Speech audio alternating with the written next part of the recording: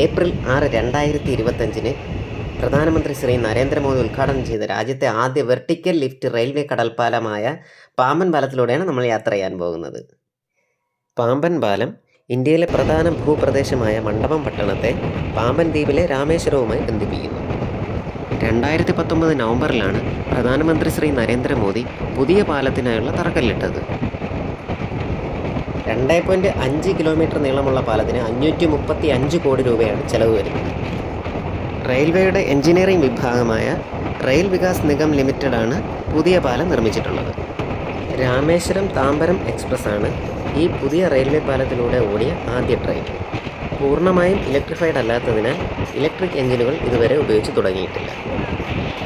ഉദ്ഘാടനം കഴിഞ്ഞ 6ാം ദിവസമാണ് ഈ വീഡിയോ ചിത്രീകരിച്ചിട്ടുള്ളത്. പുതിയ പാലത്തിലൂടെ സഞ്ചരിക്കുമ്പോൾ വലതുഭാഗത്തുള്ള കാഴ്ചകളാണ് ഇനി കാണാൻ പോകുന്നത്. ഇവിടെയാണ് പഴയ പാമ്പൻ റെയിൽവേ പാലവും നേർരേഖയിൽ തന്നെയുള്ള പാമ്പൻ റോഡ് ബ്രിഡ്ജും കാണാൻ സാധിക്കുക. 1914 ബ്രിട്ടീഷുകാരാണ് പഴയ പാമ്പൻ പാലം നിർമ്മിച്ചിട്ടുള്ളത്. 1964 സൈക്ലോണിൽ ഈ പാലം തകർന്നു പോവുകയും നമ്മുടെ അഭിമാനമായ ഇ ശ്രീധരൻ്റെ നേതൃത്വത്തിൽ അറ്റകുറ്റപ്പണികൾ നടത്തി യാത്ര പുനരാരംഭിക്കുകയും ചെയ്തത്. മധുരയിൽ നിന്നും രാമേശ്വരത്തേക്ക് പോകുമ്പോൾ ട്രെയിനിൻ്റെ വലതുഭാഗത്ത് സീറ്റ് പിടിക്കുന്നതാണ് നല്ലത്. ഈ ഭാഗത്താണ് പഴയ റെയിൽവേ പാലവും റോഡ് ബ്രിഡ്ജും കാണാൻ സാധിക്കുന്നത്. പഴയ പാലത്തിലൂടെ പരമാവധി 10 കിലോമീറ്റർ മാത്രമായിരുന്നു ട്രെയിനിൻ്റെ വേഗത. എന്നാൽ പുതിയ പാലത്തിലൂടെ 75 മുതൽ 80 കിലോമീറ്റർ വരെ സ്പീഡിൽ സഞ്ചരിക്കാൻ സാധിക്കും. സമുദ്രത്തിലായതിനാൽ തന്നെ ദീർഘകാലം നിലനിൽക്കത്തക്ക വിധത്തിൽ ഉയർന്ന നിലവാരത്തിലുള്ള മെറ്റീരിയൽസ് ഉപയോഗിച്ചാണ് പാലം നിർമ്മിച്ചിരിക്കുന്നത്. ഇനി പുതിയ പാലത്തിൻ്റെ സവിശേഷതകൾ നോക്കാം. വെർട്ടിക്കൽ ലിഫ്റ്റ് പാലമാണ്. അതായത് കുത്തനെ ഉയർത്താനും താഴ്ത്താനും സാധിക്കും. ഉയർത്താൻ 3 മിനിറ്റും താഴ്ത്താൻ 2 മിനിറ്റുമാണ് ആവശ്യമായി വരിക. സമുദ്രനിരപ്പിൽ നിന്നും 22 മീറ്റർ ഉയർത്താൻ സാധിക്കും എന്നതിനാൽ തന്നെ വലിയ കപ്പലുകൾക്കും ബോട്ടുകൾക്കും ഇതുവഴി സഞ്ചരിക്കാൻ സാധിക്കും.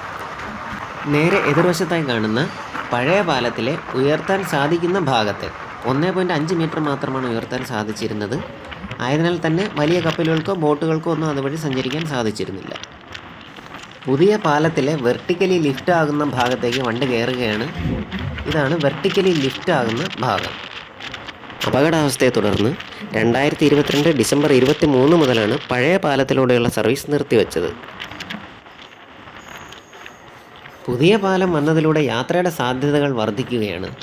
രാമേശ്വരം തിരുപ്പതി പ്രതിവാര എക്സ്പ്രസ്, രാമേശ്വരം കന്യാകുമാരി ത്രൈവാര എക്സ്പ്രസ് തുടങ്ങിയവ ഓടിത്തുടങ്ങുന്നതിലൂടെ മധുര, രാമേശ്വരം, ധനുഷ്കോടി, കന്യാകുമാരി എന്നിവിടങ്ങളിലേക്ക് നിരവധി യാത്രികർ എത്തിച്ചേരും എന്നതിൽ യാതൊരു തർക്കവുമില്ല.